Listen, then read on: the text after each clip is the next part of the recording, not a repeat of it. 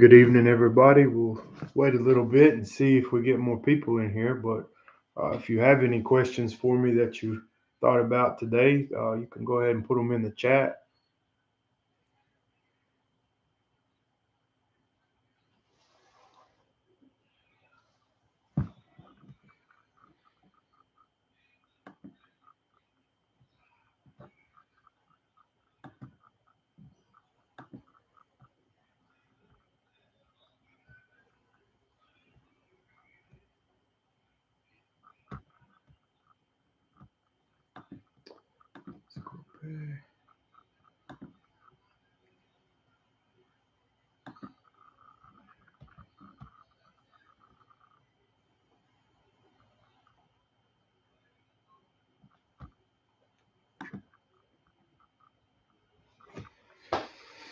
Did anybody get in the bees today?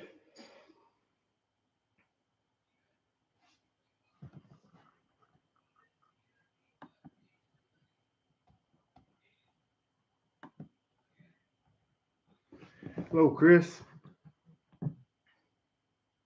Anybody got any questions to start us off?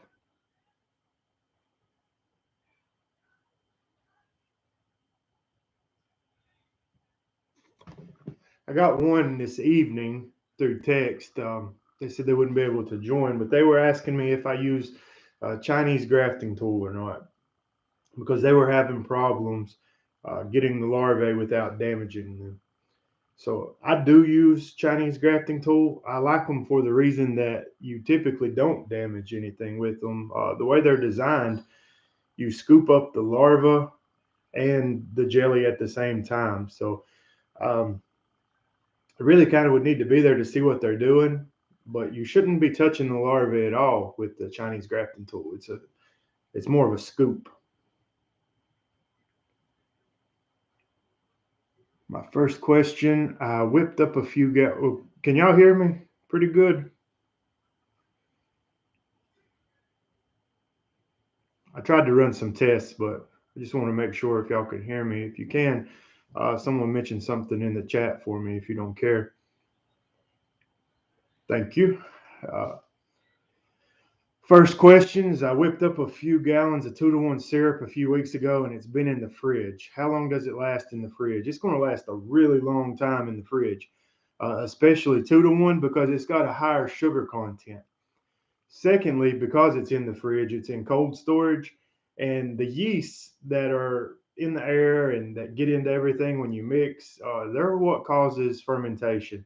But fermentation is greatly slowed in the fridge. That's why if you're making homemade pickles, beer and wine and things like that, you stall it out when you put it in the fridge. You kind of shut down the process. So it's going to last you a really long time in the fridge. Good question. Hello, Honora.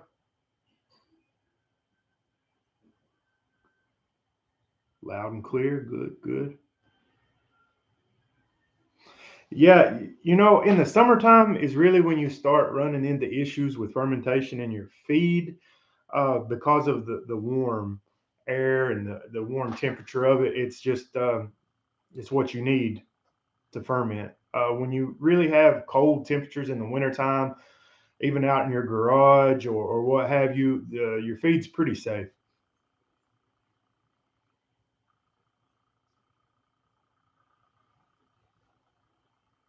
Y'all got anything else? Or okay, watch two hives swarm as I was trying to split another hive.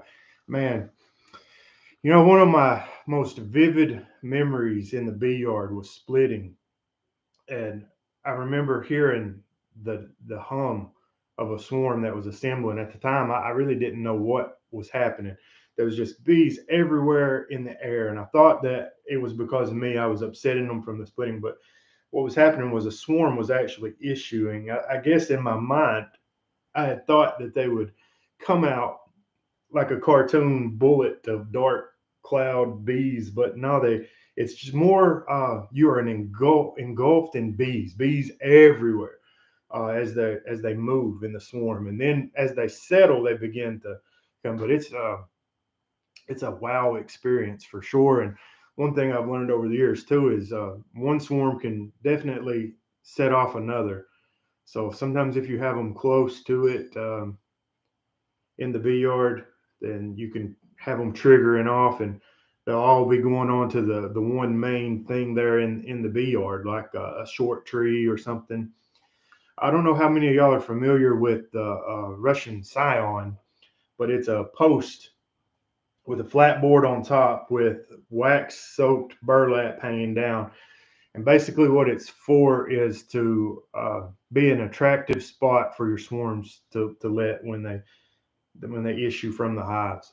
So it's always a good idea around your bee yard to have somewhere. We all know if you've had bees in a yard for a while, they get attracted to one specific tree or something. It's like always you have them going to this one tree first. So it can really help to trim up branches or have something set just as a safeguard in case that happens. Let me look at the chat here.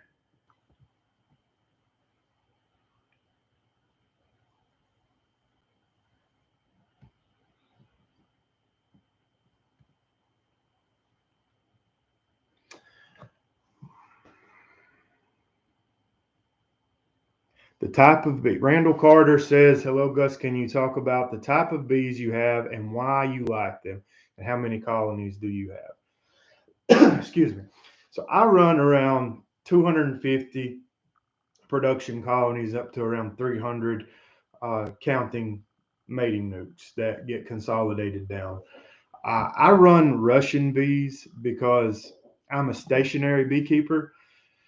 Being a stationary beekeeper, I'm not concerned about early build up in the same way that you would think as for migratory beekeepers. So with migratory beekeepers, they're pollinating different crops. They need bees that are brooding up all winter. They want them. They don't want them to stop. They want them to constantly accept stimulus from feed, from pollen patties, just always going. So for me, I don't want that. I sell bees, and I sell bees mostly to other stationary beekeepers in my area, and I want bees that are really good for them. So as a stationary beekeeper, it's important for me to have bees that are extremely pollen sensitive and environmentally sensitive to what's going on around them. Russian bees are very, very sensitive to pollen flows and nectar flows. They will shut down when needed. Brood production. She will stop laying eggs, and she will pick back up in a hurry. Another good thing about them is that they are very responsive to stimulus as well. If you want to feed them, give them pollen sub, you can trick them into that. But if you leave them to nature to follow the seasons, they're very responsive. They are very frugal bees. They will shrink down and they will carry a very small brood patch through the winter until it's time for them to build up. And when it's time for them to build up, I mean, they go from 0 to 60 like nothing else. So I like Russian bees for that reason, as well as their mite resistance. I don't think that there's any one silver bullet out there right now. I think having a combination is the best thing that you can do. A good mite treatment regimen combined with a good breeding program. You don't have to be a large beekeeper to have a good breeding program. You just need to be selective. So genetics and a good treatment program is what's needed. And I think with Russian bees that anybody can do that and achieve some really low mite counts and have bees that live and survive. They do have a reputation for being more defensive. I don't think that's necessarily the case with them. Like I said, they're super responsive to everything going on around them. And with that, I also think they're more responsive to odors and smells and other stimuli, particularly smells. I have a very sensitive nose, and I feel like Russian colonies. I don't know why, but I feel like their pheromones are just stronger. Everything that I smell in those colonies, the bees, the smells are stronger. When they're upset, it smells like banana Laffy Taffy. That citrusy smell, the happy smell, the brewed smell. To me, it smells like a yeasty beer. Uh, all these, and then again, with smoke and other things, you can influence the temperament of the hive. 1 second. Excuse me. I have a birch tree out on the corner, and the catechins are forming on it, which are the little dangler things, and it is dropping pollen like crazy. For whatever reason, that birch pollen, it is so rough on me. So, Pierce beekeeping equipment. Gus, could you talk about your favorite hive box manufacturer and the type of wood they use? I don't have a favorite manufacturer. I like cheap, but I also like something that's not going to rot. It's extremely humid down here in West Tennessee. Um, and the boxes that I've bought last, I bought, no, they're not the last box I bought, but the last boxes I bought from Man Lake, rather. I bought 100, and they're probably 4 years old, 5 years old, maybe. And most of those are seeing some significant rot on them. They are finger joints. So for me, if it's a good quality pine, that's okay. If I have the choice of cypress over pine, I'm going to choose cypress. I think it's much more rot resistant. But more so for me, it's the joint. Uh, the finger joints, I don't like them. They look nice and they're traditionally what you think about, but I prefer what's called a rabbit joint or a lap joint. It's dadoed out like an L, and then your other piece comes in like this, and you glue and staple it in. What you get with that rabbit joint is less in grain exposure, and that is what's wicking in all that moisture. Even if you're painting and all that, it doesn't seem to matter that much. But the rabbit joint, they last much longer. And then again, because I'm cheap, with a rabbit joint, it's very easy if the box gets dropped or breaks for whatever reason. It's very easy to take it on the table saw and run off that broken section, cut it out. And it's super easy. If you have a dado blade, it's even easier because you can just fix a piece to go back in there. But even if you don't have a dado blade, you can take your regular table saw blade and make two cuts, one that way and then one straight away, and get the same effect. And you can replace those pieces in there. So for me, cypress and having a rabbit joint, and if I can buy them from a small business, a smaller manufacturer, I prefer that. I always prefer to deal with smaller businesses than large corporations that seem to lose sight of everything other than their profit. Um, Again, I really like the rabbit joints. So let's see, scroll up.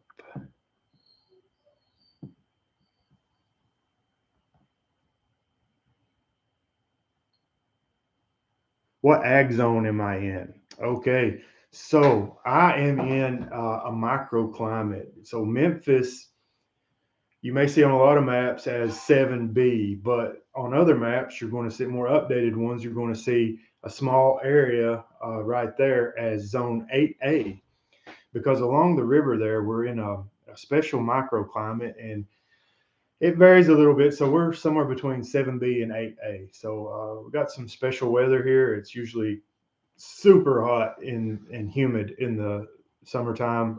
In the bee yards in the summer, it may be 112 degrees usually. Um, it can get really rough. But we do have a winter, but it's a mild winter. There's not any month of the year where I'm at in the Memphis area that we don't have at least 50-degree weather. So for us here, the sugar bricks, the mountain camp method, all these other feeding type methods, they're not really applicable for us. A lot of guys still use them, but in my personal opinion, it's always best to use liquid feed because the bees can put that immediately wherever they want it. and which is going to be around the brood. So if you have a warm day, it's 50 some degrees, the bees can suck that feed down. They'll put it all around whatever brood they got, and if they have a cold snap, they're great. They're good. The food is right there. Whereas if it's sugar or some kind of candy board or something, they have to wait until the moisture um, is enough on that, the condensation is enough on that they can actually make that workable, and it's much slower process, and they can get it. And that's great in the north where they need it, where they can't get into their colonies. Um, but in an area like mine, it's just not necessary. Have you ever tried,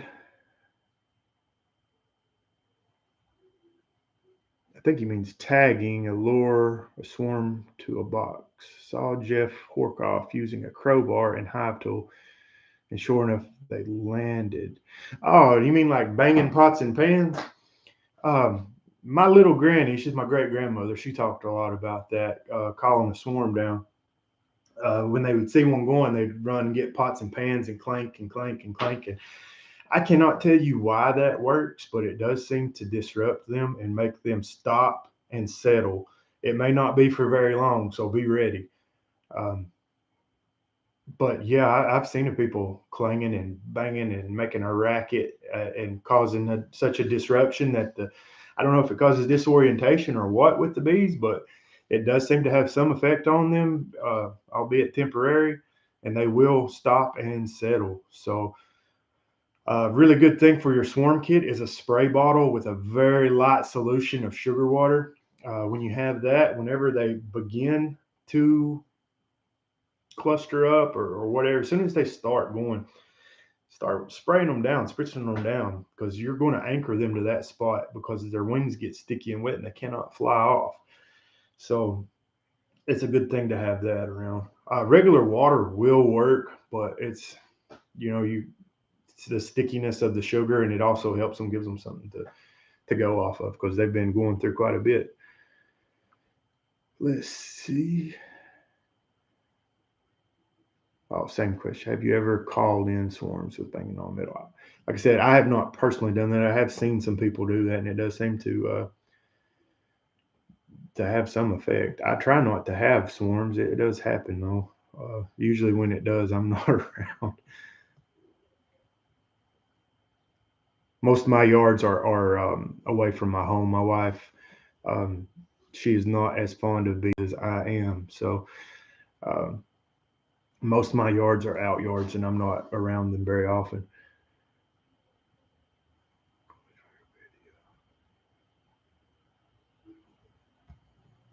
Bear with me, guys. I'm trying to find the next question here. When I'm in live chat, like when I'm on Caymans and I'm reading it, I see everything just coming and going like that, and I think, I can't understand why he's doing that. But he mentioned the other day how things just pop up, and it is different when you're on this end of it. I'm wanting to produce some chunk honey to place in pint jars with honey. Would you recommend the same system as your comb honey? Yes, um, I would.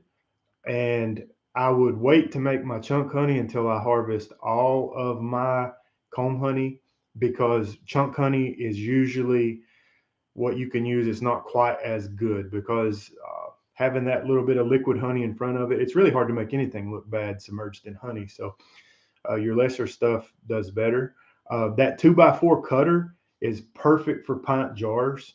It's good for a 2x4 cut, but for me, that 2x4 cut is the good size for a pint jar, in my opinion.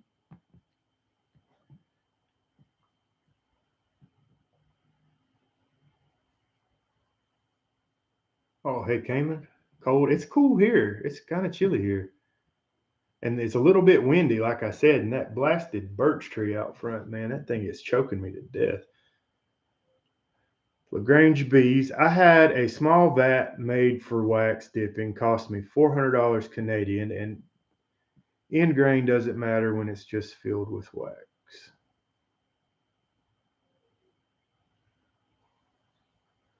Hey, Daryl. Haven't talked to you in a while. What feeder? I don't know if I'm in order or not, but I see what feeder are you running for liquid feed? For me, I like the mother load. I call it a 1 gallon feeder. It's not quite 1 gallon. I think it's 3/4 of a gallon. I really like that trough style frame feeder because I leave my feeders in all the time. When I make a deep box up, it stays for brood. So a feeder goes in and it stays in. I don't want to be splitting, setting boxes down and looking for a feeder because when I split, I like to feed.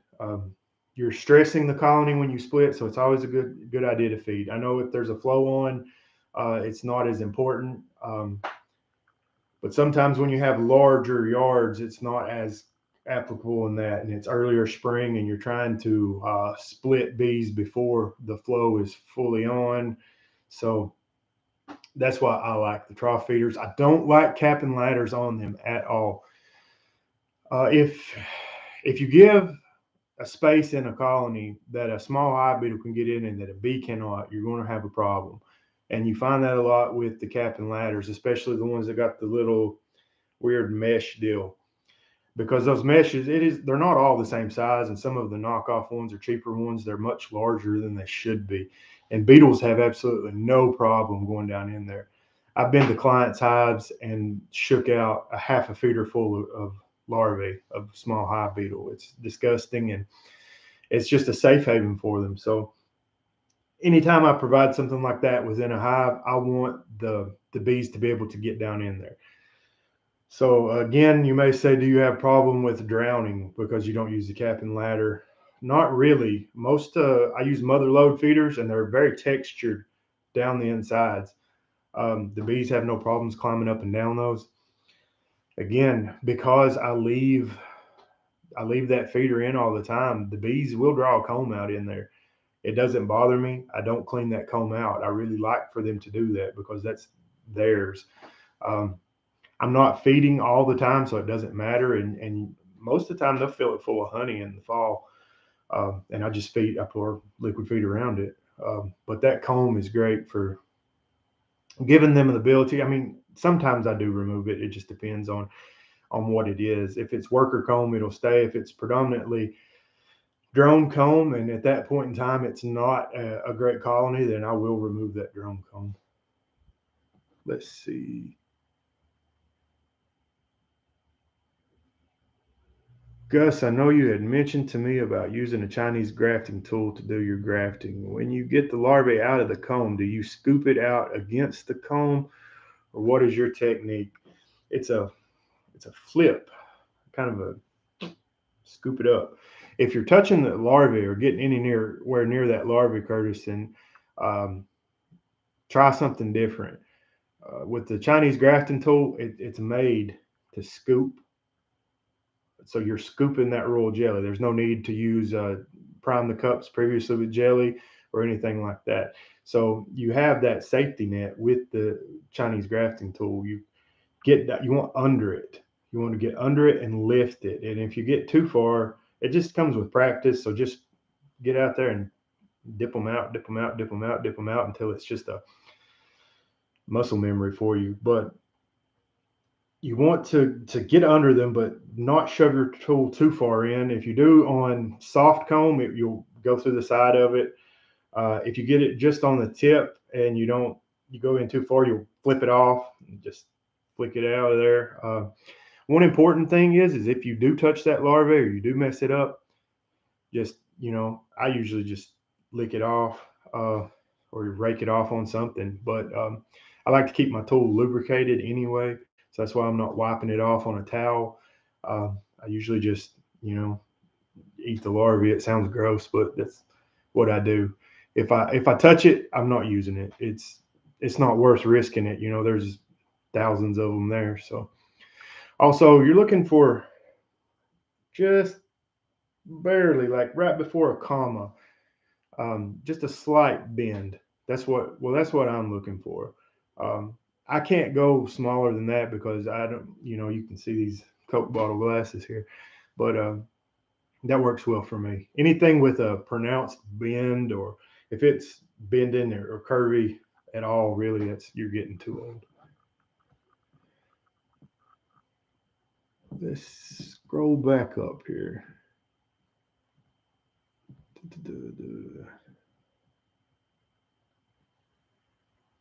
Swarm, comb honey.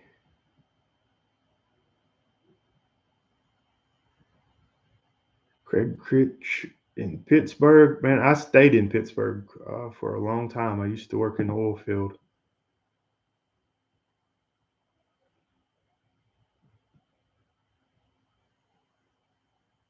Chinese grafting tool, what feeder, ticket prices. I'd be interested to know all that myself. How many colonies? Wow. Cayman, you're right. This does jump all over the place. I don't know how you do that. I'm going to have to ask you about that later. Oh, let's talk about that wonderful 8-hour cutout we did in the old house, Daryl Dickinson. Me and Daryl started at the same time, and our first colonies were cutouts in themselves because the hives were so dilapidated. We were loading them up at night, and our hands were going through the bottom boards, and we had them all duct taped together. It was a mess. But he he had heard about these hive in this old house. I can't remember who owned the house or what. I think maybe the historical society. If I recall, I think it was like one of the first properties or something George Washington had signed off of in Tennessee or something like that. It was just this massive old house. It was beautiful, and the ceiling was slam full of combs. I mean, this house this house had hosted colonies for I don't know how many years, in the walls and the ceilings all over. This particular time, they were all in between the rafters. It was just feet and feet and feet of comb. Um, and we were rather inexperienced. And of course, overhead, it's a sticky, awful mess. I mean, I don't do cutouts anymore at all, but I recommend everybody do a couple just to get that experience because it's never going to go like you think it's going to go. It's going to be a sticky mess. How did you find your wholesale comb frames? Never heard of selling entire frames like that. Chris Summers. So, how did I find them? I moved to Memphis in 2015. The Memphis metro area, has a very large Middle Eastern population. Um, and they are, I don't know what's the correct way to word that. They love honey. They have such an appreciation of honey, but not necessarily liquid honey. They want honey in the comb. Um, so there was already a market here. Not everybody was doing it because comb honey is a lot of work. It's a lot of work, and less and less beekeepers do it. There were only a couple beekeepers around me doing it. I think there's only one that does it on any scale right now in this area, other than myself, and he's just right down in North Mississippi, and he's getting quite old. It's Charles Force, and um, I don't think he produced any last year, so I don't have a lot of competition, but I have a lot of customer base for it. They want the comb honey, and there's a market for it. Like I said, we have a lot of Middle Eastern customers around here. We have a lot of Turkish people, some African, and it's most of my customers for comb honey are foreign. I say Turkish, but I'm not really sure. I don't go in quizzing everybody, but I know some of them are Turkish for a fact. I think some may be Russian or Ukrainian, East European of some sort, but nearly all of my comb honey customer base is are immigrants. So um, that's how I kind of got into that. Was talking to what was around.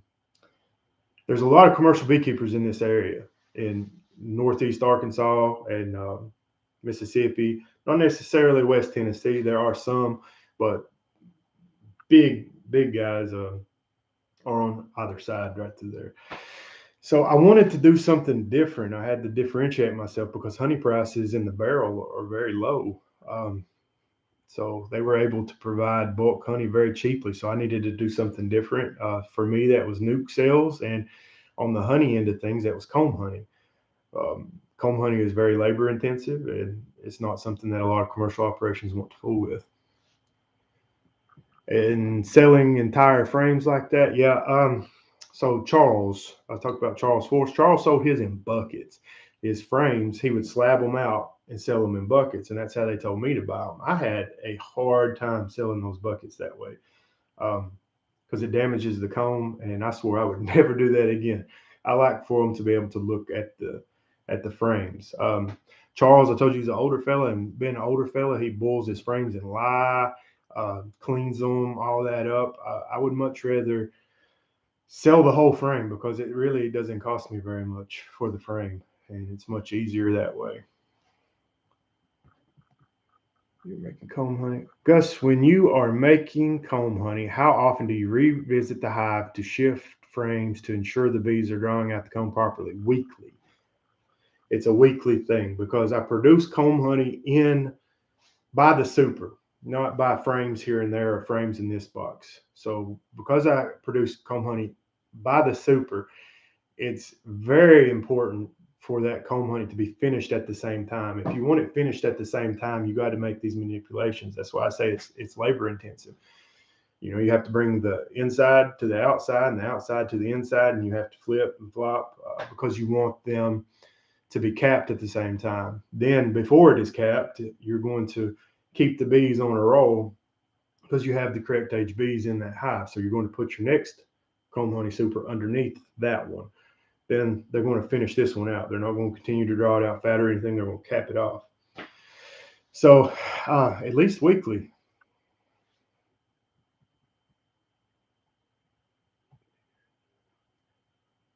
Cayman doesn't like the cap and ladders either. Yep, they stink. Cayman Reynolds. Hey, Gus, talk about keeping bees in singles through much of the season. So I keep bees in single brood chamber. That doesn't mean that they stay in a single brood chamber throughout the entire season. Right now, as you've seen from some of my other videos, I'm putting deeps on. So through the winter, I want them to be in singles because it's much easier for me to put my mite treatments on, to check weights, and to feed if necessary. Also, because I use Russian bees, they're very frugal, and I have no problem with them having enough stores that way. Most of the time, I may have to go in and pull honey frames out and open up the brood nest. So depending on the time of year, February, end of February and early March, I'm looking to start putting boxes on. But what I'm looking for, not just for brood up, is weather. It can get to be a problem if you put on a box too early, just the same as if you're reversing. So if y'all are familiar with reversing your deeps, basically what I'm doing is the same thing, except I didn't have the deep to reverse. Because most of the time when you reverse that deep, it's empty. It's empty comb, and you're moving it to the top. If they have a split brood nest, it's a little trickier. That's the same issue with weather with singles. So I may have wall-to-wall bees, and they're getting quite congested, so I'm a little worried about it. But I know they're going to be all right uh, as long as I get to them soon enough. I'm waiting for that weather to get a little bit better so that when they do move up and begin to split that brood nest, that I'm not going to have a problem. Because what happens when it's cold and the brood nest is split is the cluster contracts. When it contracts, they're going to forsake that little patch of brood up here. They're going to clean it up. It's probably going to be fine, but it's a waste of resources, a waste of energy. It's more about managing your tactics in the time frame that it can get the most benefit from it. So moving on from there, they're now out of singles and they're in double boxes. I'm waiting for that top deep to look like that bottom deep did, because I want to maximize all I can from that momentum they have from spring buildup. It's a mood, it's a mindset for the bees that if you disrupt that early, you can't get that back. You can't recreate that. That's this phenomenon happens every year, this spring buildup, this push, and you really want to capture and direct that.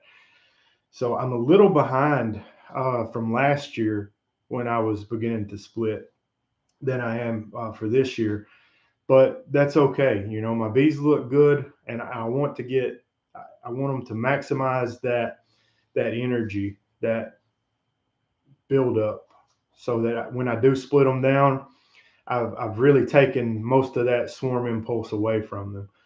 It's not just about me making more nukes or as many nukes as I can. It's about working with the mentality of the bee and understanding why they do what they do. When you do that, you've really thwarted uh, most of that swarm impulse. And they're all going to have it, even if you select for low swarm impulse bees. Every living thing has a reproductive urge. So whatever threshold gets at, that's what I'm trying to get to, is that swarm threshold before I split. So from there, they get broken down. They get what I call busted down. I will decide, say I'm going to leave 3 frames of brood. Everything's getting left 3 frames of brood. So I'm going to go in, I'm going to have a stack of queen excluders on my truck, and I'm going to shake all these bees down into that bottom deep. And I'm going to set this to the side. Then I'm going to shake all these bees off. I'm going to leave them 3 frames of brood. I'm going to leave some food in there, and I'm going to leave them with as much open comb as I could find.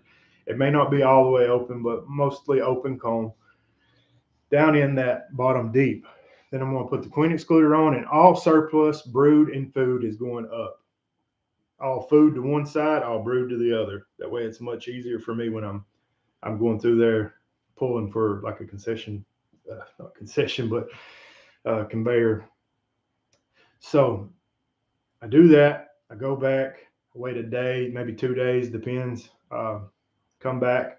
Then I have all my empty nuke boxes, and I'm pulling from that. So 2 brood, a food, and 2 empty frames. That's what they get. I always feed my nukes. So when I do this, I feed the bottom hive, the parent hive, the donor hive. They get fed. It's always important. Like I said, you're taking from them, and you want them to build back up quickly and rapidly. So they get fed, and it's much safer to feed the parent colony than the nuke. I also don't want these nukes. They won't be fed until after that queen begins to lay, because if you do it before then, they're going to congest them combs up, and your new queen's not going to have anywhere to lay. Makes a mess. So at that point, I busted them down. They're now singles again. I'm going to go in for my second round. Probably, let me back up. So as I'm going through, I said I was going to leave 3 frames of brood. If I find a colony that does not have 3 frames of brood, or they only have 3 frames of brood in them, they can't offer me anything. This colony is now going to be dissolved. I'm going to take everything this colony has. I'm going to kill the queen, and I'm going to redistribute every resource that colony has, because that is a dud to me. They're not offering me anything. I'm not going to give from the stronger hives to this weaker colony. I'm just going to completely wipe it out of my apiary. And for me, that makes sense. So that's another reason. I don't equalize. I used to equalize. Now I don't equalize in the traditional sense. So everything's getting knocked down to 3 frames of brood. And if they can't make that count, then they just can't make it in the yard. So after that point, I had my splits. I distributed them out. They're all young bees, nurse bees. So if I need to leave them in that yard, that's really not a big problem. Most of them probably go to another yard, a nuke yard. And then maybe less than a month or so later, I'm going in for round 2. And I'm going to knock these bees down again to 3 to 4 frames, depending on what I'm seeing or what I need. So they're getting split down again. Now this time I don't have that much comb to be given out, so they're probably going to be getting foundation. So this time they've gotten knocked down. I've really knocked that swarm impulse out of them. They're going to be fine, and I'm setting them up for honey production now. So they're going to get foundation back, and they're going to get fed, they're going to get an excluder, and they're going to get a honey super. Because these bees are going to build, they're going to restructure this deep down here, knowing that this queen is limited. They know she's confined. They're going to restructure this bottom, this single, in a different way than they would if they were running in a double.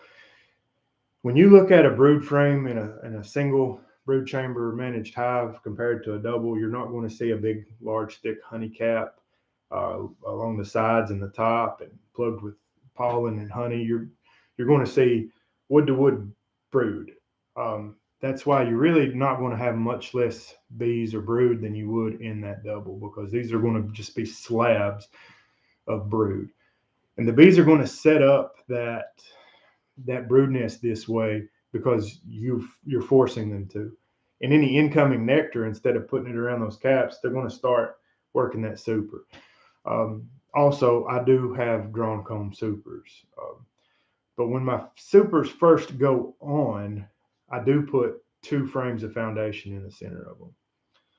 So that's how they're going from that. So now they're set up for honey production. They're going to grow back out into that single and have it managed for this as I'm going into the honey flow.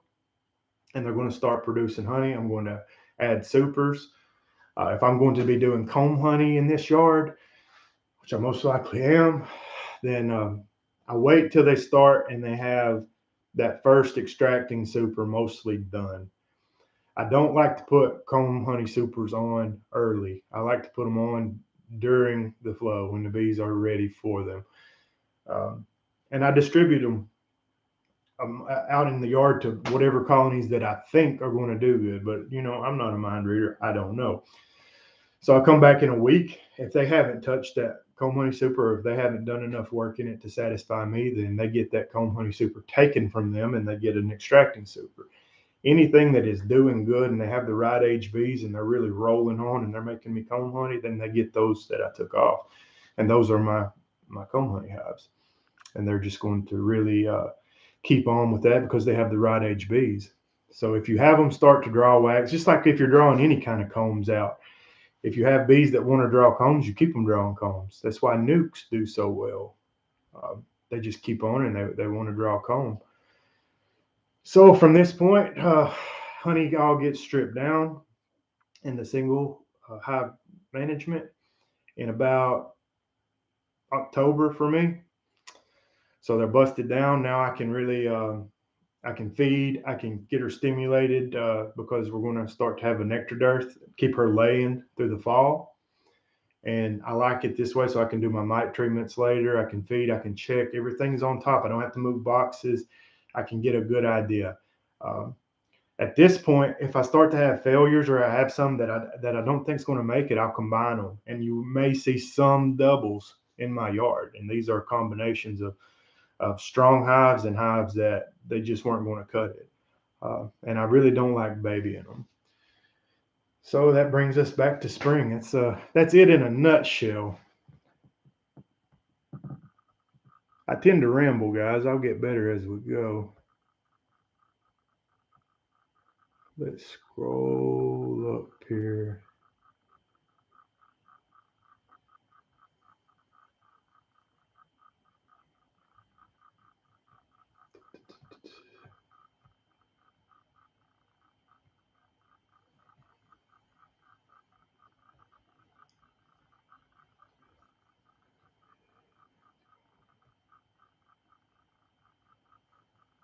Harder to fill, more parts, more money. I get more drowning. I feel like harder to clean just doesn't seem to be an advantage to me.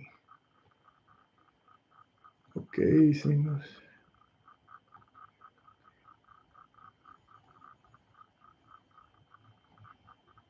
Oh wow, sorry. I look and find a question, and then boom, it pops off. Keith Spillman, I had a hive swarm right after I added a super. Should I remove the super and reduce the hive back down to see how they recover from the swarm before adding it back on? Keith, that's one of them things that could go either way. Uh, I say that because of this. So if they've swarmed out, and you're going to have a pretty good period of time where they're not going to have much they can do. All they can do is go out and forage and store honey and move it up and move things around because they don't have any brood to take care of, and they're not going to for quite some time. Depending on what you're left with, how many bees, what they look like, if you have small hive beetle in your area, um, that could be a thing. You might want to leave it on so they don't congest all those combs up, so that when they do get a mated queen, she has absolutely nowhere to stick her tail. Um, so it's kind of an individual thing. I wish I could give you a straight answer on that. If they're a weaker hive, they didn't leave much after they swarmed. You're down south and you got a lot of beetles. You may want to reduce that space. It really just depends on nectar flow you got going on, what the situation with the resources in the colony, and all that. Hope that helped you some.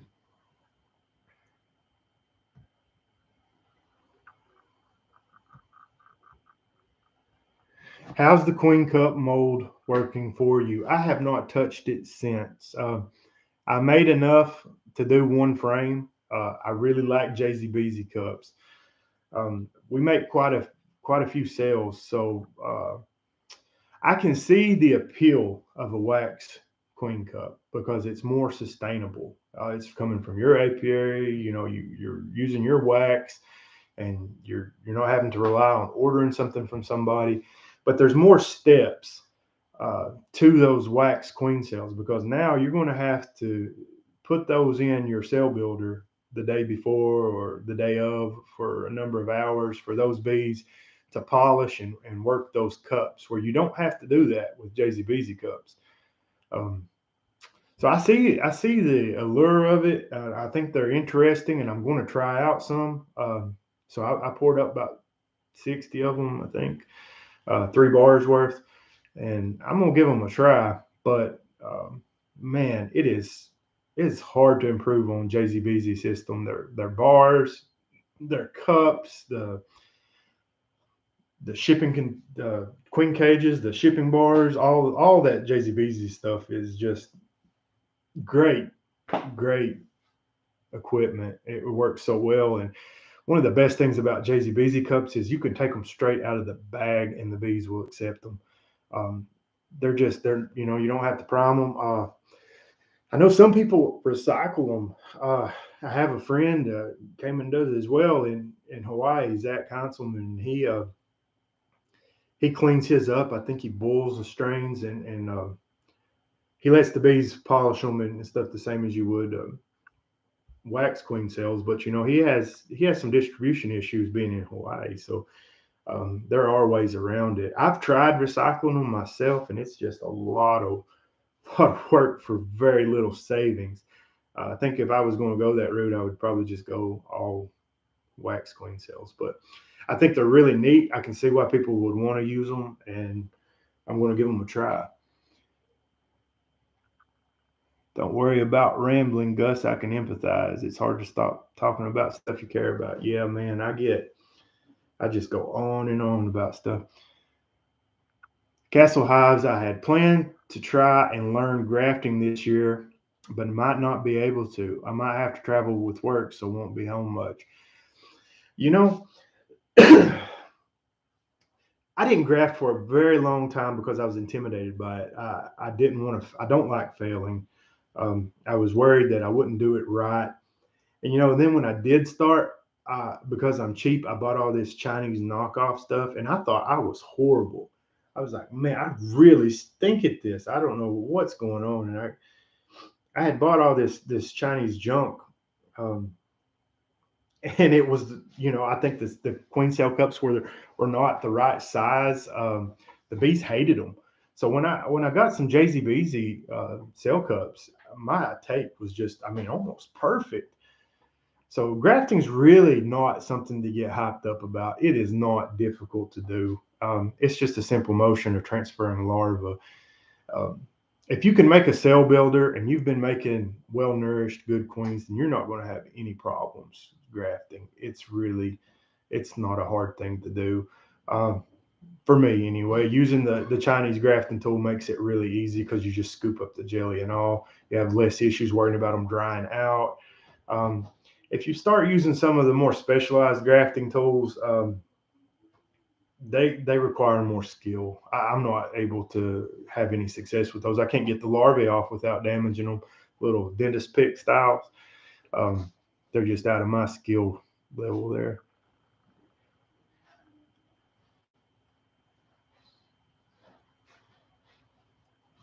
Dennis Wilson. I left mediums on the bottom over winter last week. I reversed my boxes. I would like to use the mediums for honey. Should I add a deep below the mediums or move the queens down and add excluders?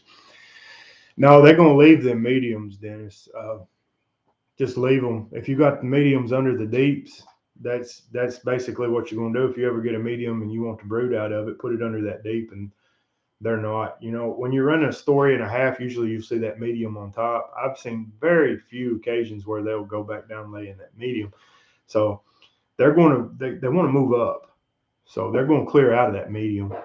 So, and even if they don't want to clear out of it, and you want to use that, shake the bees out of it and put that excluder on and put it above it, and they're going to jump up through there.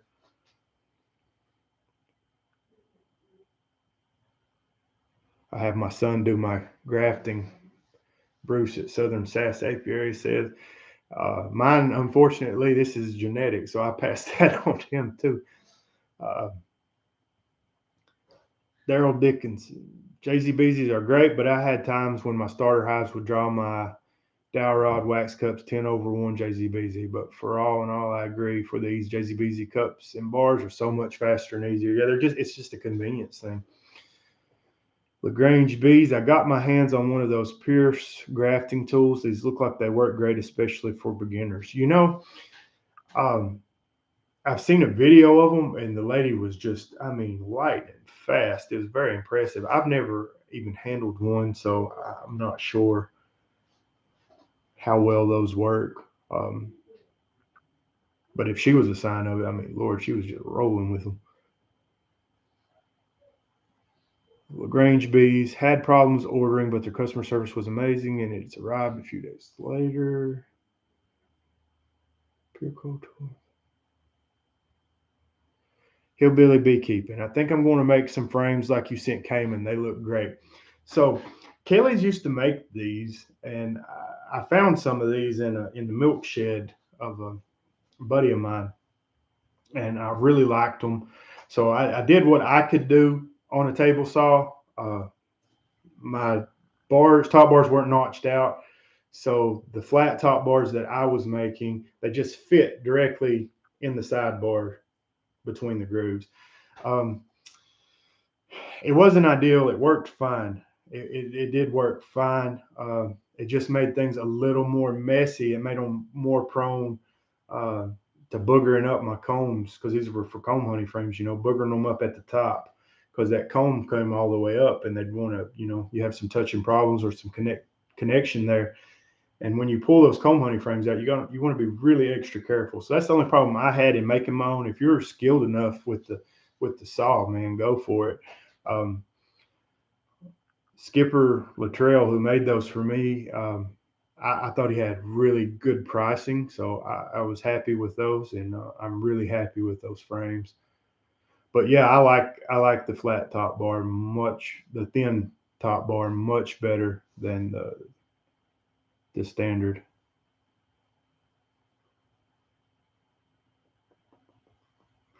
What are the coldest temps you get into the brood chamber? Bernie Burt asked. Bernie, I am one of those do as I say, not as I do types, man. Sometimes I do what I have to do.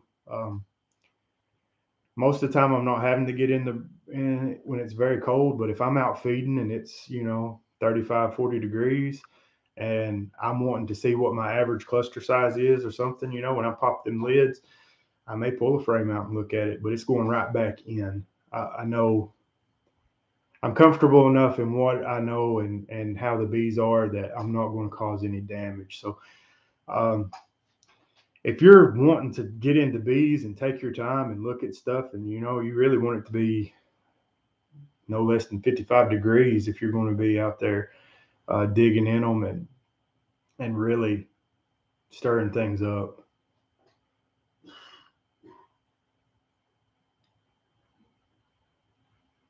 Those eye genetics get worse with age. Boy, don't say that. Will you do a video on grafting? Yes, I will be doing video on grafting. I'm doing everything as I'm doing it throughout the year. So we're building cell builders and starting to graft next week.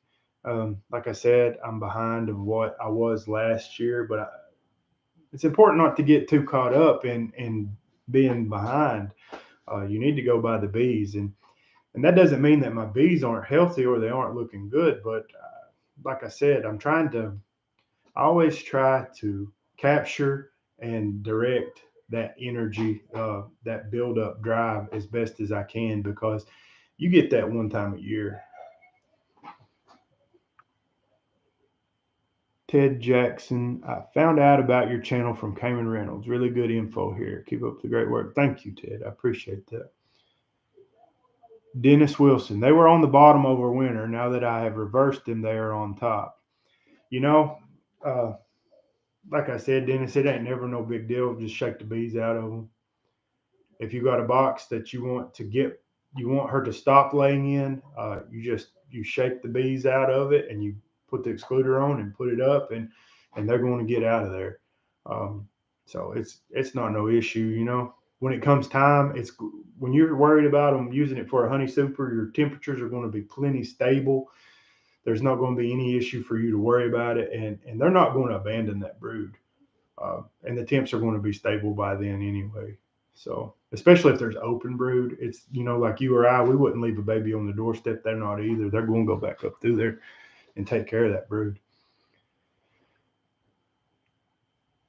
Hooterville honeybees. Nothing hard about grafting. Getting the cell starters right is the hardest part. It definitely is the trickiest part. You know, nutrition is the biggest thing, and the right age bees. It's so important with cell builders. It's why I hate walkaway splits.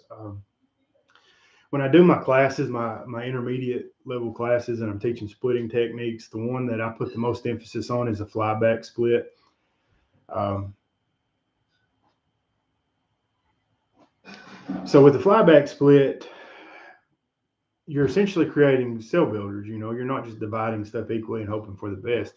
Uh, with flyback, you use the bees mentality and what their natural inclinations are. They're the workers. They're going to fly back to the parent colony, and you're left with nothing but young bees and resources in your primary split. And then that's your cell builder, and then your cell builder is split down.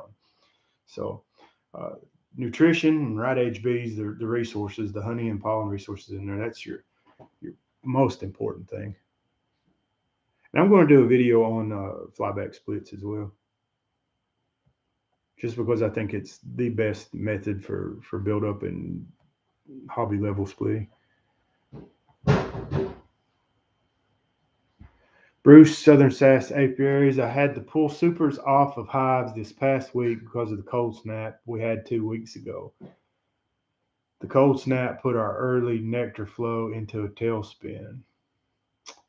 Where are you at, Bruce? Florida? How large, Cayman Reynolds, how large of splits do you typically make? For me, I like to I don't like putting all my eggs in one basket, is what I'm trying to say. So when I make splits, I make 2 brood, 1 food. So it's 3 frames of bees. And then if they're going in a 5-frame nuke, it's 2 foundations. That is what I can get by with making a split. And I don't want to give them more than I need to, because I'm happy when I get 70% return on queens. You know, they got so much to worry about when they're out there flying and mating, and you get issues. And then, you know, they may not pass the hive tool test when they get back. You know, if I don't like them, I'm cut them in 2. So I like to make as many splits as I can to have good queens to choose from, because I really believe in culling and combining. I don't abide anything in the apiary that's not up to snuff. Um, So that's why I like to make smaller splits. They catch up very quickly if they're good queens, and there's I have more opportunity to do that. So even if you don't want as many hives as you're splitting off, you're probably not going to get that many to begin with. And then you look at it as you have more to choose from to improve your apiary to select from for next year, because you may want to replace some of the queens in the colonies that you already have by combining those nukes into your other colonies. Just because you make them up don't mean they have to stay as independent colonies. They're resources for you to use. And you always want to be searching and selecting for and trying to raise the best queens you can and keeping those going in your apiary. So that's why I make smaller ones.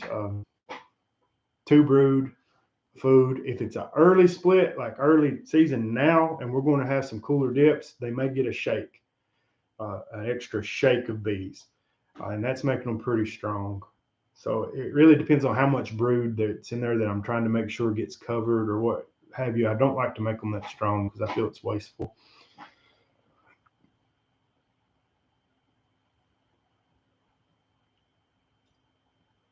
Central Georgia. Man, I don't know much about Central Georgia, Bruce. What was your nectar flow going on right now? Still too early for gallberry, I think, or ain't it?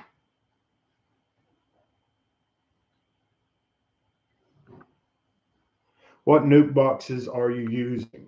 I use the Jester box. I think they're incredible. Such an ingenious design. Another thing I like about them, they were made by or invented by Kevin Jester. They're still made by them, and he's from Lepanto, Arkansas, which is not very far from where I keep some bees. It's not very far from Memphis at all. Probably less than a half hour. Uh, I think they moved down to Mims, Florida. But anyway, the Jester box, it's great. It's great for selling nukes out of because you don't get leaky bees with them. Uh, the bees aren't leaking out into the customer's car. They're ventilated. They have a very simple and ingenious entrance. So they're very easy to set up and they're very user friendly. So they're great, man. I really like the Jester nuke boxes. Typically in the spring, that's what I'm mating out of as well, because most of my early splits are going, or all my early splits are going to be sold off. So yeah, Jester boxes are great. Now, if I'm not using a Jester box, I like 4-frame wooden nukes, resource hive style. I use those for many years now. Um, I really like a lot of what Michael Palmer does, even though we're in very different parts of the states. A lot of what he does, I can apply that to what I'm doing, and I really like the resource hive styles because, like I said, I combine. If I have a failed nuke that they didn't get queen right, I don't waste time with those older bees and try to give them another cell or try to get them to get going again, because by the point that they do, they're just going to be so weak. It's they're nothing. So what I'll do is I'll just knock the bottom off those and stack them on a strong nuke that's took off and let that get even bigger boost. So I like those. Can you share with us where in Memphis you source your syrup? Enjoy the chat. Thanks. There are two places in the Memphis area or Memphis itself to source syrup. There is Sugar Services, just simply Sugar Services downtown. They sell sucrose syrup, and they are not cheap. And the price of sugar and corn syrup fluctuates with the market. So if you paid a price one year and you come back to get it the next year and it's considerably higher, don't get upset with them because they're just going by market. The second place is Cargill, and Cargill sells high fructose corn syrup. Um, Typically, what's fed to bees is high fructose corn syrup 55, and they're not selling you trash. What if you buy 55 from them, it is going to be clean food grade, the same as they're selling for food products.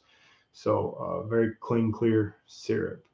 And if I'm not mistaken, right now, Corn syrup is roughly 28 cents a pound right now.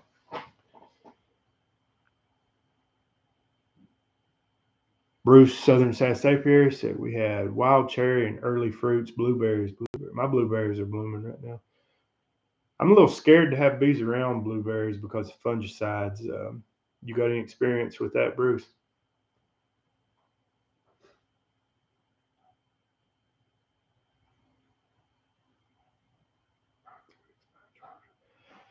Craig Kirich, do you see any issues with fighting when combining?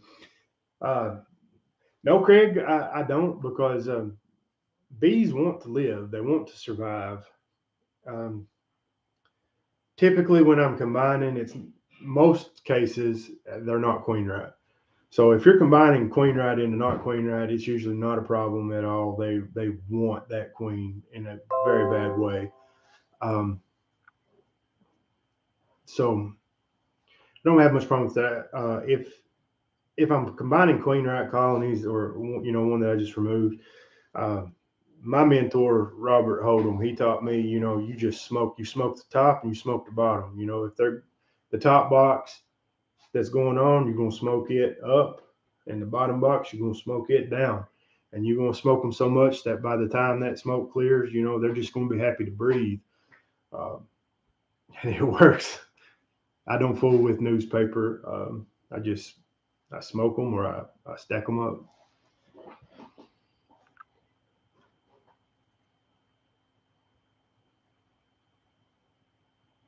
Remember to drop a like on the video and subscribe to keep Gus's channel moving. Thank you, Chris. Chris Modesta, I really appreciate that. Hillbilly Beekeeping. Pepsi Cola sells 55 for $2.80 a gallon. That's pretty decent. Now, when I was in Southwest Virginia, I bought 55 from the Pepsi Cola plant. I was using little 30-gallon blue plastic drum deals. 55 is what you want. I think it's roughly either 71 or 77% sugar solids. And I personally, if I'm using 55, I cut it by about a third. I like it thinner. They have 42 or 41 or something. That's going to be too thin. You don't want to feed that. And they have some, I want to say it's like 90 or something. And that stuff, man, it is like taffy. It is really difficult to fool with.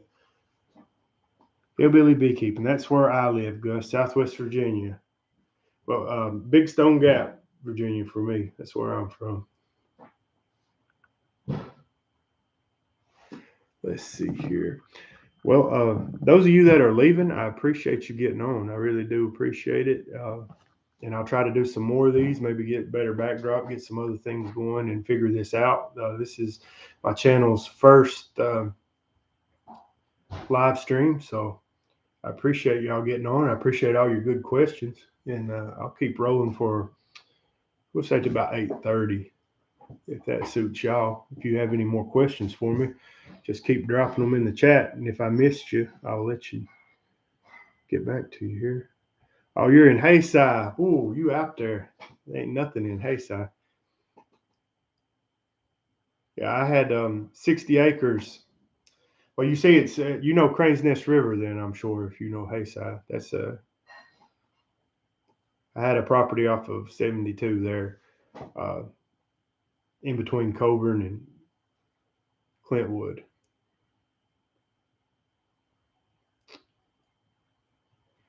Guys, I talked a lot on combining, and I want to mention some more on that. Combining is something that I feel like it's not taught about enough. It's not emphasized enough. It's really something you should get familiar and comfortable with doing in your yard.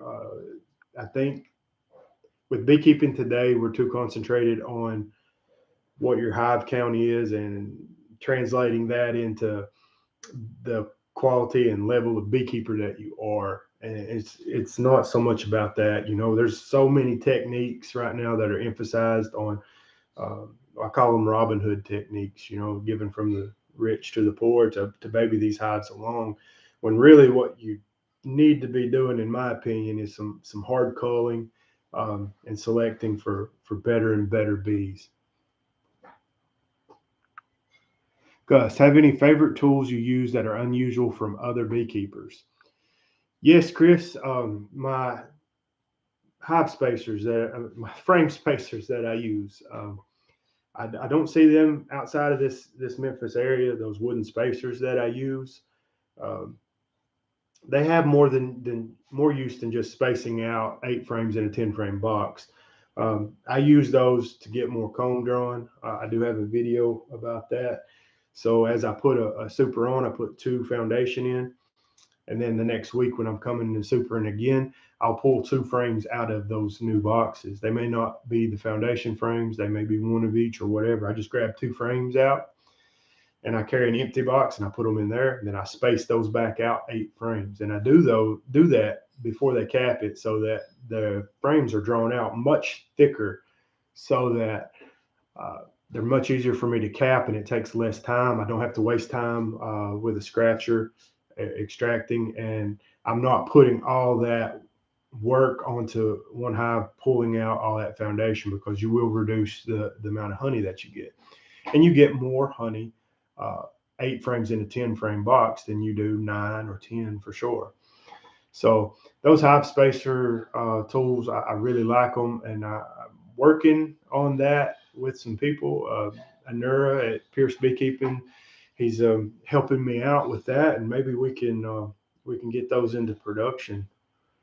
But we got to try them out first. So it may be later this year, maybe this summer. I don't know. He's helped me out and put me onto some good companies and everything. So maybe we'll get a really good quality product out quicker than I think. But I'm new to all this, so the manufacturing and production stuff, it's just outside of my wheelhouse.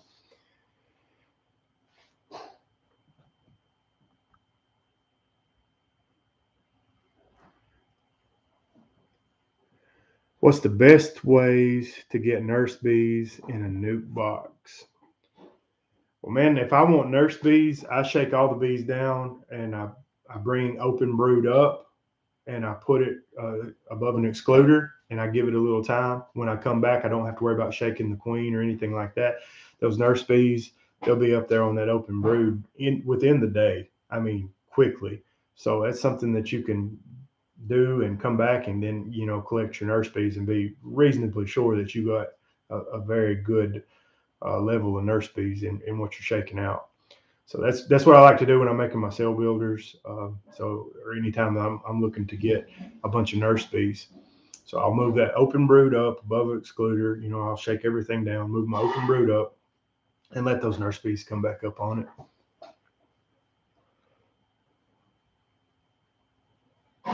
Richard R., how do you package full frame comb and price? So I'm working on some new packaging that I don't have all worked out yet. Most or all the full frame packaging that I've found online has been for the British National Hive, but I'm working on some stuff for individual packaging. I've not been satisfied at all with what I've been using. I will tell you some of the stuff I've been using. I've wrapped them in bubble wrap and used a tape. It's clear tape on a handle, just go around. It was not attractive. It worked fine. It's for local pickup, of course. Worked okay. Uh, I've tried the bucket thing I told you about. That's no go on that. I have sold them in the actual super before wood prices skyrocketed. My worst supers, I would sell the whole super that way. Um, and then last year I started using I don't know what you'd call them really. They come from a restaurant supply company. They're a shallow tin disposable thing. They fit three cutout frames, not with the wood in them, but 3 cutouts side like this, 1, 2, 3. And then they had a little clear thin top on them. They're very flimsy. You cannot stack them more than two because the comb honey is too heavy. Uh, I do always ask my customers for feedback. If you're not doing that, I recommend you do that. Get comfortable and have a relationship with your bigger customers, and find out what they're looking for, and that way they ain't looking for it with somebody else. Um, but for the most part, everyone was happy with those tins. I just still feel like I can do better. I'm still looking for things like that. Uh, I would like to maybe look into finding or producing some cardboard nuke boxes that are in medium depth, um, for 5 frame sales, or what have you. But I think something like that would work. But that's something I am not settled on, and I'm still working on trying to fix. As far as price goes, in bulk, if they're buying a super's worth quantity of comb honey frames, I sell the shallow frames for $35 per frame. If they're buying a single frame, packaged very nicely, and what my new packaging is going to be, which I don't have any examples to show you, and I haven't been selling these yet, but they'll come in a stand that will hold the frame up, be shrunk wrap, and have a box and package and all that. I'm thinking that my cost is going to be $60 on those, because I've seen comparable products, and they're selling between the $70 and $85 mark. So I think, to move well here, Memphis is a big city, but it's not a rich city. Um,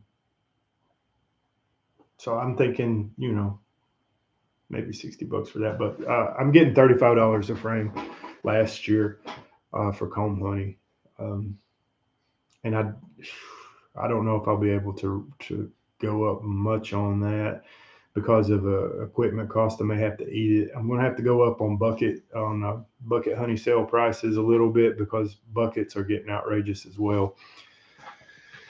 Let's see.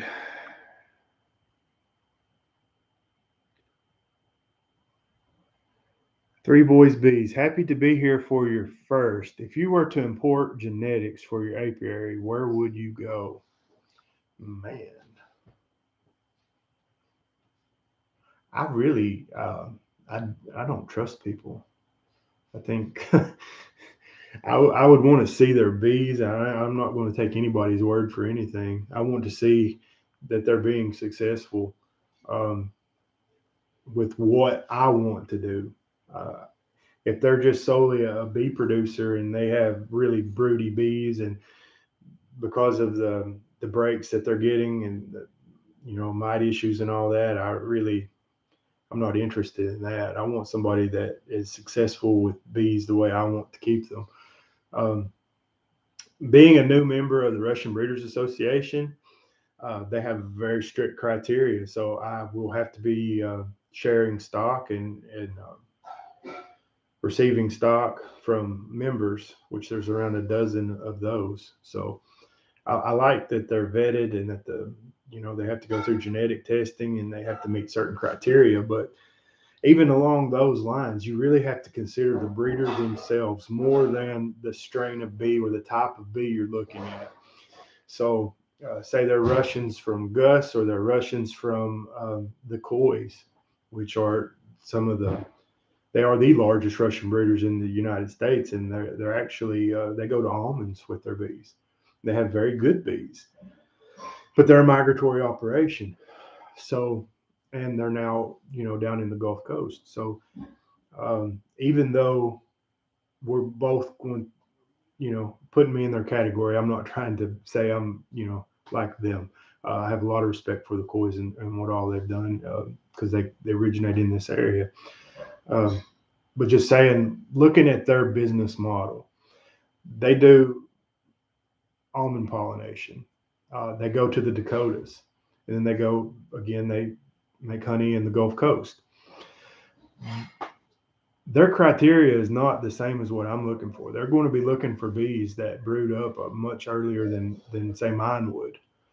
So it's not all about the strain; it's about the breeder's selection criteria. I know I'm getting off a little bit on that, but that's important to stress. So even if you want Italian bees or you want Cornelian bees or you want Russian bees, whatever kind of bees you want, you need to break it down into certain characteristics that you want, and you need to find a breeder that is selecting for that. And you're going to be much happier than just a generic name tag on a bee.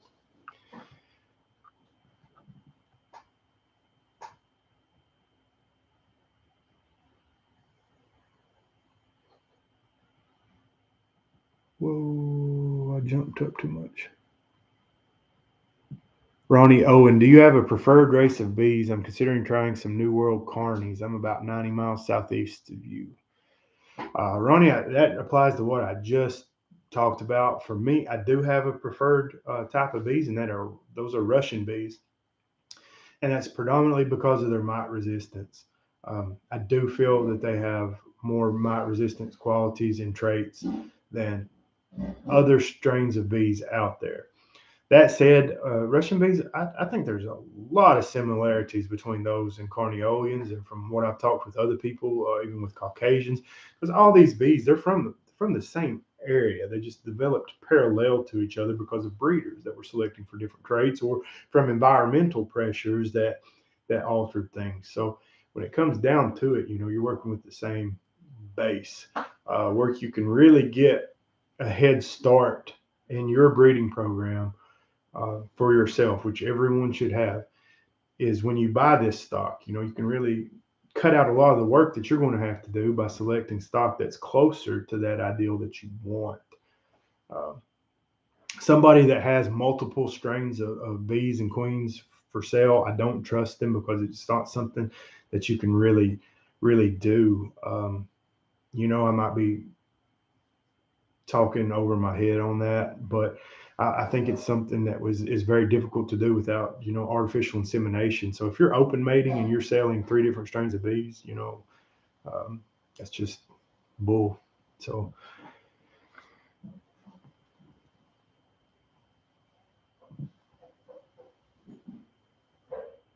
Bernie Burke just made a couple of those 8 frame spacers after seeing your video the other day. Looking forward to trying them out this year.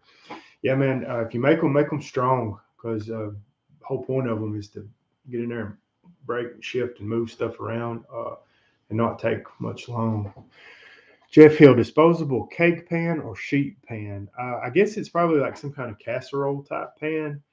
We have some restaurant supplies around here called Lit Junior. It's LIT. Uh, and they have, gosh, man, dozens and dozens of different kinds of trays and lids and all kinds of restaurant supplies. So um, I just went in there and looked around until I found something that I wanted. Take some measurements and write them down on a sheet of paper or card or something, and just go into one of those restaurant supplies and find whatever you need. They even have some of those deli containers that are the clamshell type for comb honey if you want to use those. Um, I used those for a long time. I would honestly, to save yourself a lot of trouble, I would discourage you from using those, because those little tiny ants that we have down here, gosh almighty, they get in them. One day you don't have any, and the next day you have a million of them, and then you got them all in this product, and you know uh, you can lose a lot of money that way.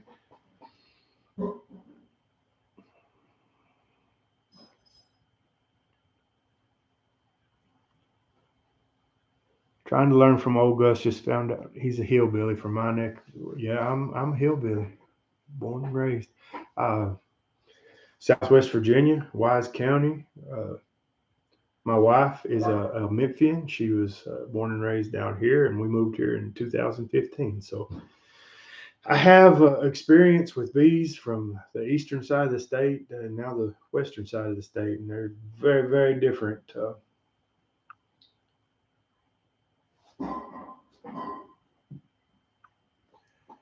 Hooterville honeybees, hard to beat Buckfast. Looking for a new strain. You know what? Buckfast bees, historically, they've been just amazing bees. I love reading about Brother Adams' work he done. I think they are fantastic. I talked a lot about breeders and selection, so I think that's the problem in Buckfast bees. I don't think it's all that there's not any Buckfast bees anymore, but that their breeder is dead. even if you have a wrote out criteria, nobody can make buckfast bees anymore because Brother Adam has passed. Um, the selection criteria is not the same. And when you're not selecting for something and adding in the way he was with his recipe and tweaking things, then you're going to have some reverting back to other lines, through that selection because this is what this particular breeder prefers in their bees. So, uh, you know, it's hard to do. I suggest for you if you want, keep trying to make your own, but it's hard to really raise bees on that level without a cooperative group. So you may find Russian honeybees to suit you, Hooterville honeybees.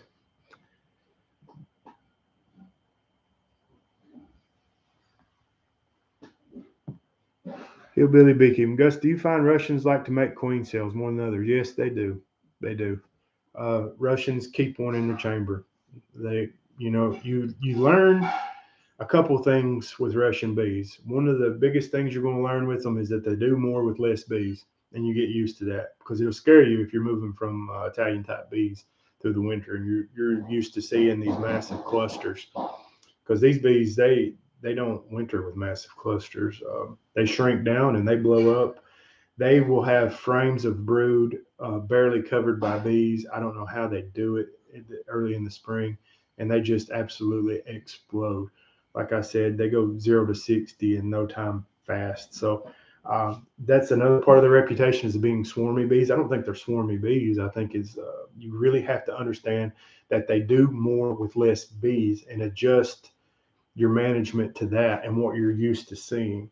So if you're used to Italian type bees and what you're interpreting in the hive that way, then you're going to miss some things on them. They need room, and like I said, they do more with less bees.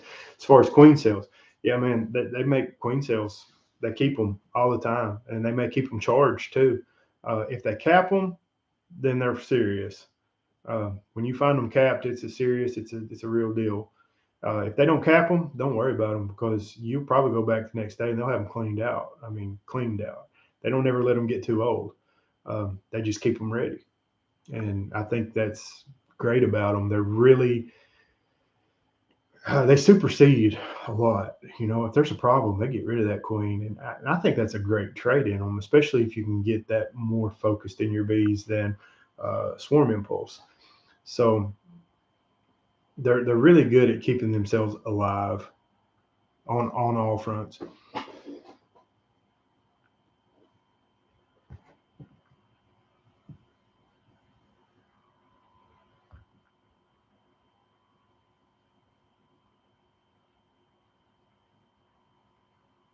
Ronnie Owen, I appreciate you mentioning and crediting Mr. Robert Holden regularly. He's made a huge contribution to the beekeeping community in our area. Yes, sir, he has. I spent 3 hours with him today talking. Um, some of you may know I've recently, very recently, had back surgery. I got a little bloody eye for some reason now, but yeah, I'm down for a little bit, and I go on light restrictions next week. So I went over. We don't live very far from each other, and had a talk with him. Talked to him about the spacers, because them spacers come from him, and where we're moving forward with those. And he's really happy with what I got going on there. Uh, I gave him a list of interview questions I have for him for our first interview, uh, so that he can prepare himself for those questions. And just had lots of good talk about what I'm going to be doing, planning out my season. Um, he's very important to me. I still like to talk to him about all my successes and failures. I like to get with him with my game plans. Um, so it's very important. If you have a good mentor, hash things out, and they can point out things to you that you're not going to see. So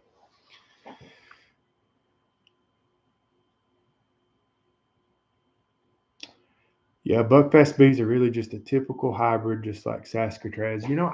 I wouldn't put them in that level. Saskatraz, I don't think nowhere near the amount of work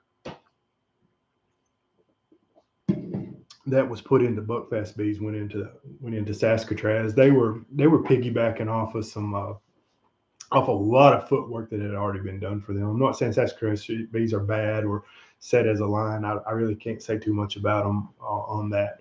But Buckfast bees, I think, were something really special. You're talking. This man traveled the world and collected and studied and then collected specimens from different countries for traits. Man, just the work and the years and the decades that this man put into these bees. Have you used Cordovan queens? I have not, but I have seen Cordovan queens, and I have never seen gentler bees than those Cordovan Italians. They, you know, to say that too, I have never seen lazier bees. They weren't very productive, but boy, if you have any concerns with kids getting stung in your yard or anything, those were just some puppy dog bees. Absolutely zero mite tolerance. Again, I think that's going to have to go with the breeder you choose.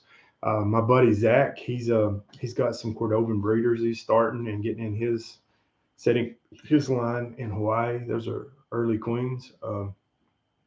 So just like anything, it's a color, but just the Cordovans I've seen, I think they're beautiful and I think that they're gentle. Chris Summers, do you freeze your comb honey before packaging to kill any bugs or worms? Yes, sir, without fail. 24 hours. You don't want that. You don't want somebody buying and having a larvae or something. That could ruin your reputation. Gus, do you know if the honeycomb cutter in your video works between a standard shallow frame, or do you have thin top? Yes, it does work between. Yeah, definitely does. In the video, that's what I'm using is a standard top bar. It does work between those with very, very little waste.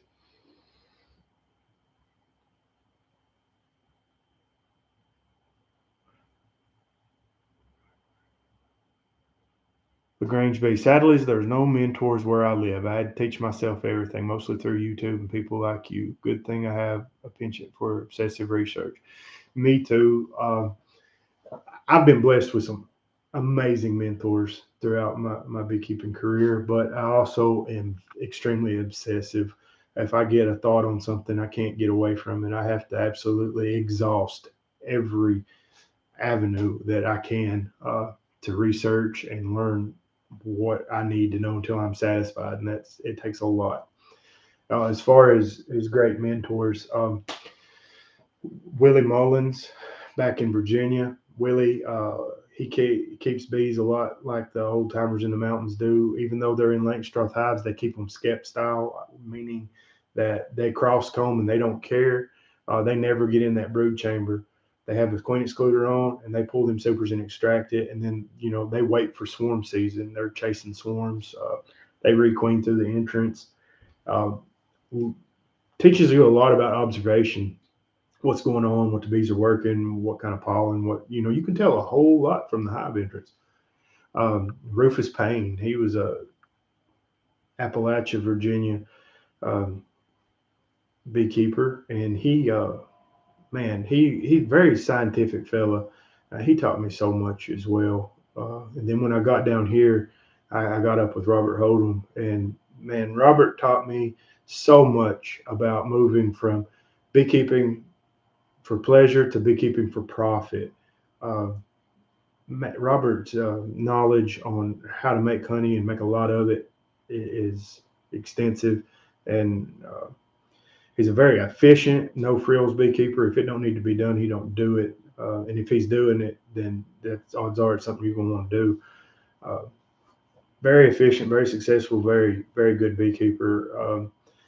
I've had some online mentors like Ray Marler. Ray Marler's a beekeeper that I met on Bee Source out in he lives out in California, and he's been an influence on me in a lot of ways, with his appreciation of GM Doolittle and other older authors. And also online, I've made a lot of great friends like Cayman Reynolds and Zach Heinzelman and, Daryl Dickinson and Shane Mullins, even though they were from the same area as me, I met them on Vsauce, and then met up in person. So all this social media and stuff, it's not all bad. I don't know if you consider Vsauce social media. I really haven't even been back to Vsauce in quite a while, but I got a lot out of it when I was there.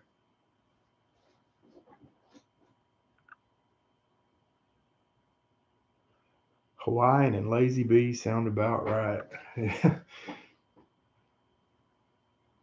Autodidactic people get her done. Well, I'll have to look that one up. But Cayman, have you had any Cordovan?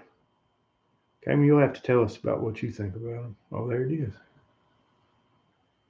Sure like to eat, very gentle. Yeah, sound like Italian bees. Uh, well, guys, did I miss anything? It's hard with these questions. They just jump around. This is scroll.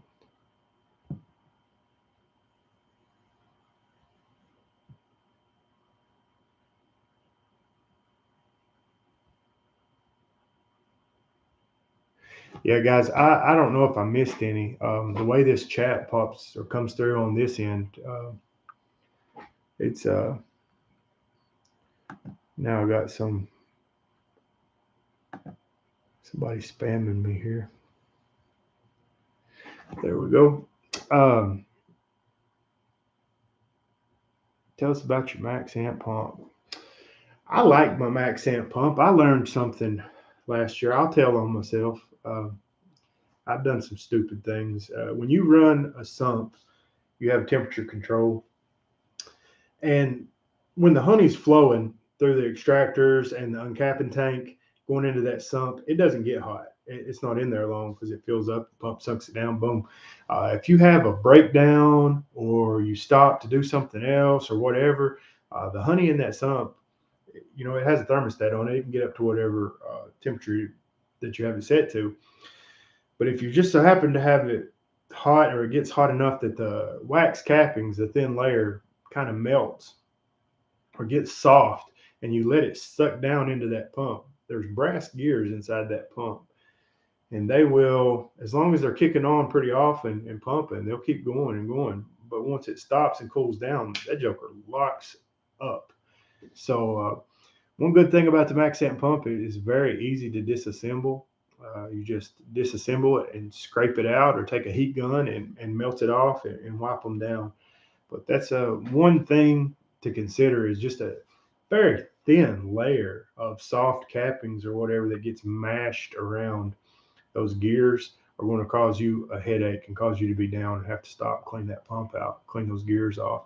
So yeah, you want to keep your cappings on the top and skim them off. I use like a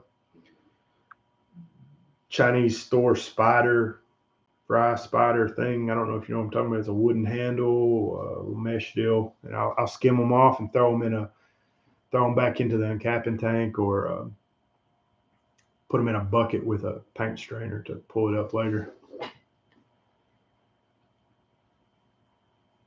Michael Rawson, if aggression isn't a problem, what would be a great hybrid breed be to try?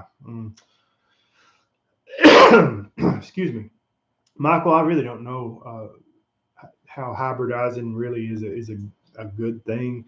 Uh, I think your efforts would be better concentrated on a good breeder that's selecting for whatever traits it is that you're trying to achieve with that hybridization. So find you a breeder, even if they're a small breeder, somebody that's having success with those traits and characteristics, or are close enough to it, and work off from that.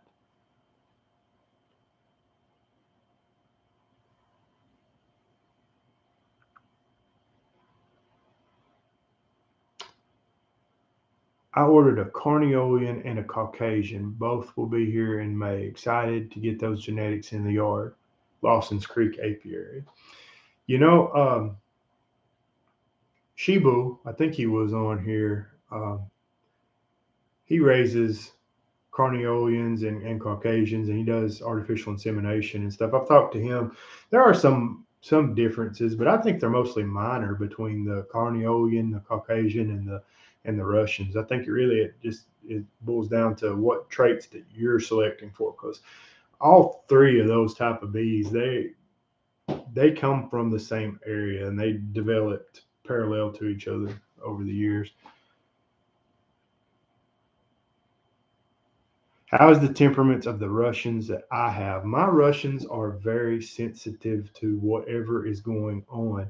If They're very responsive to smoke, so if I go in and I'm smoking, I ain't gonna have no problem. If I treat them with respect and I use that smoke. If I come in and I smell like gasoline or there's something else going on environmentally around them, then they're going to light me up.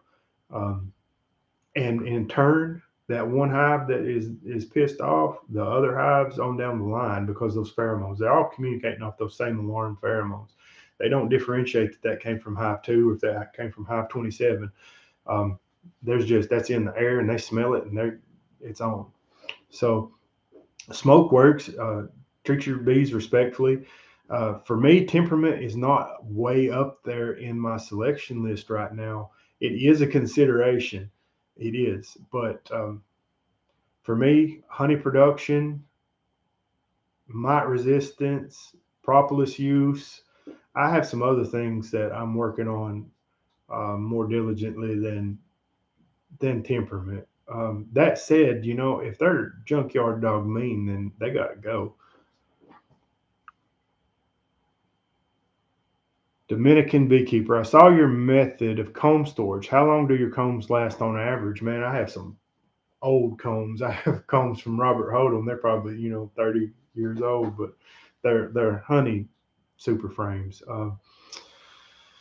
I try not to get wax moth damage. It happens sometimes. If it does happen, it usually happens when a colony is closed up. I don't get wax moth damage storing my combs crisscross out in the open.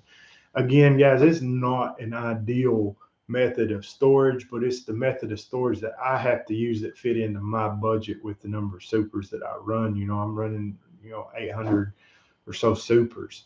Um, Eventually, I would like to do like a lot of the other commercial beekeepers that I've seen, having shipping containers and using phostoxin and sealing them up, which kills anything that's in there, takes the oxygen out of there. I think that's great and ideal way to store them. But shipping container prices are outrageous. I have one, but I use it for a workshop and storage. And I've invested a lot into my property right now. So that's what I use. I have had them under a pole barn, but when I got my property, I didn't have a shed for it. And I may consider just building an open shed to store my combs in with the see-through roof panels, but it works for me. The problem is when they're out in the weather like that, the combs do stain. The wood does stain from the rain. It makes a stain on them. I really don't have mold problems. I don't have wax moth problems. If you get any wax moth problems, it'll be at the very bottom where there's buildup from the bees robbing and cleaning, and you get a buildup of wax capping debris. Then you may find some uh, small wax moth problems in there, but it's not really an issue for me.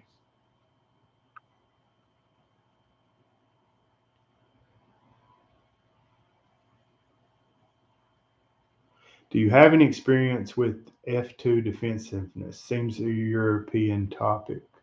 You know, where I'm living and keeping bees now in the Memphis area is predominantly Russian bees. You wouldn't think that. I think a lot of people associate them with northern climates, but Russian bees have been in this area for a very long time. Some of your founding members of the Russian Breeders Association are in this area.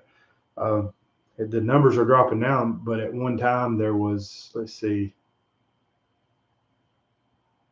there was 3 certified Russian breeders just in this area keeping bees, and most of the sideliner and commercial operations ran Russian bees. So um, I haven't really seen much problem hybridization. My bees were a little bit different. I would say I had more of a Carniolan type, I guess, when I moved down here. Uh, but I began seeing a lot of changes in my bees um, over time, and especially as I started buying and selecting uh, for Russian bees.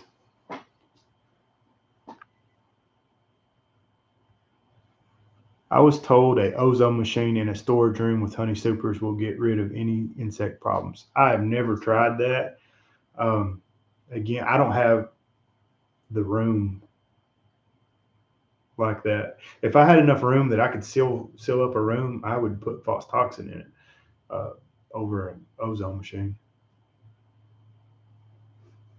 which you do have to get a permit to use that. But that's what most your larger commercial operations are using is false toxin in a sealed container.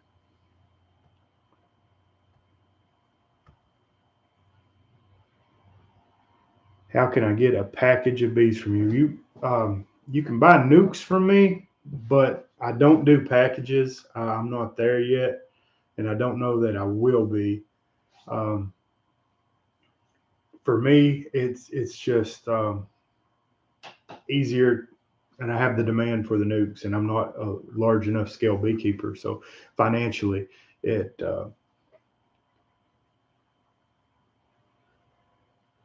sorry, I got distracted. Financially, it doesn't make sense for me to do packages over nukes. What time is your spring and summer honey flows? Well, spring honey flow is coming up here within less than a month. Let's see, March, April. By the end of April, uh, we should have some good stuff going on. Now that's not to say there's nothing going now. There's some smaller things that are pretty decent flows on right now, like red bud. Um, red maples just finished up. Red buds put off a good amount of nectar, and there's quite a few other maple trees that are putting off and blooming right now. Dandelions are going wild. Clover is starting to bloom. There's lots of little trickle flows going on right now that and even enough so in certain areas that they can congest the brood nest. But for the most part, our real actual surplus nectar flow would probably could be the end of April, definitely going into May. So down here, it's going to start off. Tulip poplar and black locust are big spring nectar producers for us, as well as Chinese privet. Uh, Chinese privet is a light honey, a little bit of bite. Black locust is a very light, floral, delicate, wonderful honey. Tulip poplar, it's more of a earthy, more molasses type, darker honey. Um, and then you'll start getting it'll taper. All these will taper off. You'll have a little bit of other mixed in stuff depending on your areas, like blackberry. Depending on your area, though, blackberry could be significant, or it could just be a minor contribution to the nectar flow. So here in West Tennessee, you get a lot of stuff coming on at one time very strongly. So it's kind of difficult to do varietal honey here. Um, you really have to watch and separate it out and between the hives and keep an eye on it and kind of work for it because it's such a rich area. The soil in the Delta is some of the richest in the world. Um, so everything comes on and it comes on heavy. So then starting about June, it'll taper off here a little bit. If you're in a good sumac area, you could be hanging on and make a little early summer honey. But then if you're in an agricultural area, a lot of your summer vines will get kicking off pretty good. Poison ivy, pepper vine, red vine, and then the soybeans will start. Uh, then later on in the summer, the vines continue on, and sumac will continue on over across the river, and cotton will come on mid-summer and run to late summer. Um, then coming into the fall, we have a very, very strong nectar flow. If you're in the hill country, you will have goldenrod, and if you're in the low country, it'll be smartweed. So we have some really good flows. Dominican beekeeper, what is the average size of your colonies this time of year? Right now, they're going to be a good 8+ frames, not a brood, but bees. I'm probably looking at 5+ frames of brood. Uh, Really hives that have had a couple rounds of brood and growing good, moving up into that second deep that I put on. Um, so right now they're dramatically different than they were just a few weeks ago because they've had all that hatch out. How far away from Covington are you? I'm not very far from Covington. Covington's on up when you go. I live in Collierville, uh, so Covington, I think on the other side of Shelby Forest. I'm not 100% on that. It's on the river, I'm pretty sure though. Elamite, cotton. Yes, cotton. Cotton makes a lot of honey. It has an extra floral nectar, and it also has flowers that produces.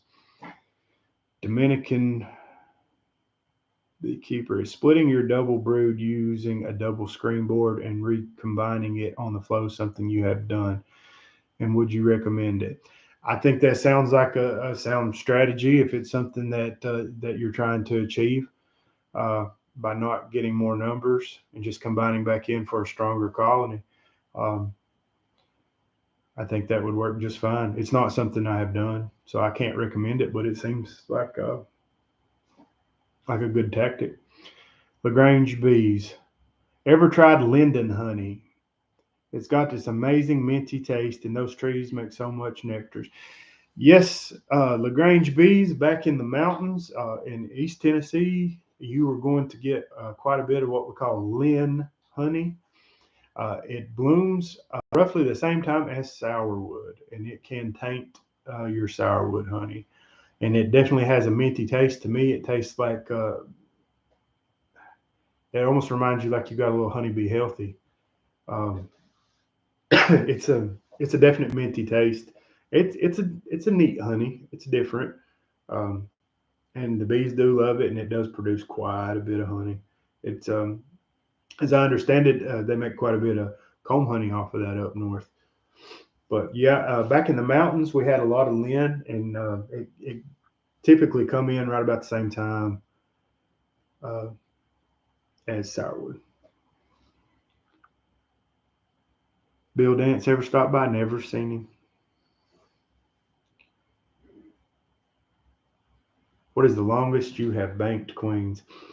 I don't bank queens. So I sell queens, but I don't sell large quantity of queens because I can't figure out the system the way that I want it to be.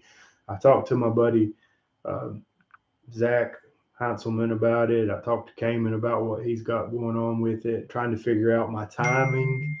Um, but it's not something I have completely worked out yet. So I don't want to bank queens for very long, but you do have to bank them for some period of time because your schedule doesn't work out right because you got them sales coming on. So yeah, I'm not the great one for that question.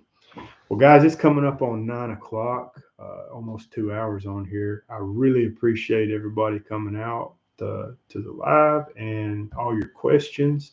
And I'm definitely going to do this again, try to make it something a little more regular. So, uh, thanks, and I'll see you around.